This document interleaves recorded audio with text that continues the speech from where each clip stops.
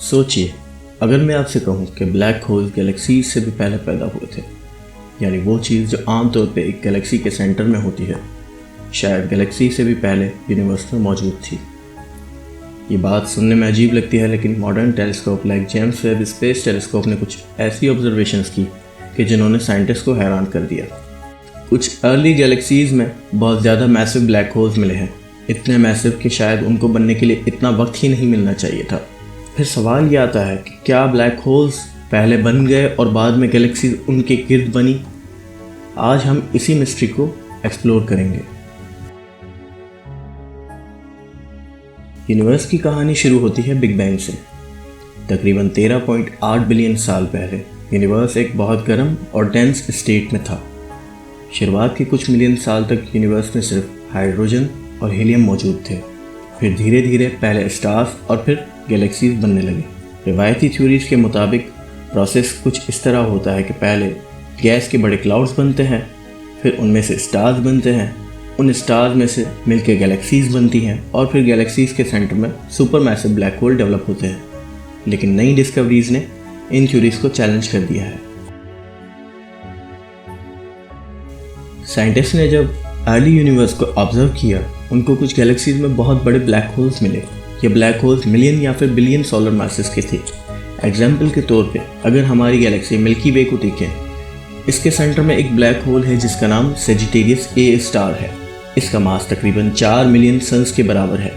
लेकिन early universe में scientist ने इससे भी ज़्यादा मैसिव ब्लैक होल्स देखे, और वो भी उस वक्त जब यूनिवर्स सिर्फ कुछ 100 मिलियन साल पुराना था। ये बिल्कुल ऐसा है जैसे अगर आप एक बच्चे को देखें जो सिर्फ 2 साल का है, लेकिन उसका साइज़ एक एडल्ट इंसान जितना हो। ऑब्वियसली फिर सवाल पैदा होता है, ये इतनी जल्दी बड़ा कैसे हो गया?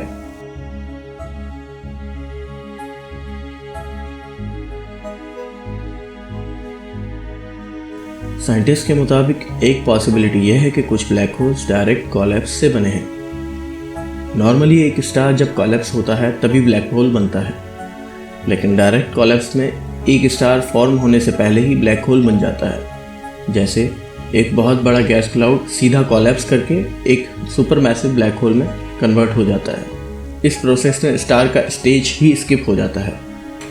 एग्जाम्पल के तौर पे अगर आप एक बिल्डिंग बनाना चाहते हैं तो नॉर्मली पहले फाउंडेशन, उसके बाद वॉल्स और फिर रूफ बनती है।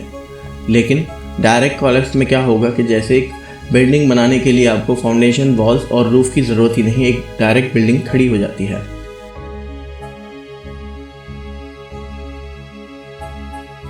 एक और थ्योरी कहती है कि कुछ ब्लैक होल्स बिग बैंग के बाद ही पैदा हो गए थे। इन्हें कहते हैं प्राइमोर्डियल ब्लैक होल्स। ये स्टार्स के कोलैप्स से नहीं बने, बल्कि यूनिवर्स की शुरुआती डेंसिटी फ्लक्चुएशंस की वजह से बने।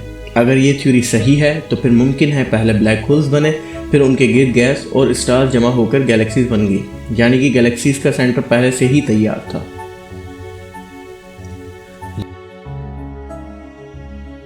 नए टेलीस्कोप्स जैसे जेम्स वेब स्पेस टेलीस्कोप और Hubble space telescope early universe को ऑब्जर्व कर रहे हैं। इन ऑब्जर्वेशन से पता चल रहा है अर्ली गैलेक्सी एक्सपेक्टेशंस से ज़्यादा डेवलप्ड हैं और उनके सेंटर्स में बहुत ही ज़्यादा मैसिव ब्लैक होल्स हैं। इसलिए साइंटिस्ट अब सीरियसली कंसिडर कर रहे हैं कि ब्लैक होल्स गैलेक्सीज के फॉर्मेशन में शायद सेंट्रल रोल प्ले करते हैं। आज भी यूनिवर्स की बहुत सी मिस्ट्रीज अनसॉल्व्ड हैं। उनमें से एक सबसे बड़ी मिस्ट्री यही है कि क्या गैलेक्सीज ब्लैक होल्स की गिर्द बनती हैं या ब्लैक होल्स गैलेक्सीज के बाद पैदा हुए। नए टेलीस्कोप्स और ऑब्जर्वेशंस शायद अगले कुछ सालों में इस सवाल का जवाब दे दें, लेकिन अभी के लिए यूनिवर्स हमेशा याद दिलाता रहता है कि हम अभी भी कॉस्मोस को समझने के सफ़र में बहुत पीछे हैं।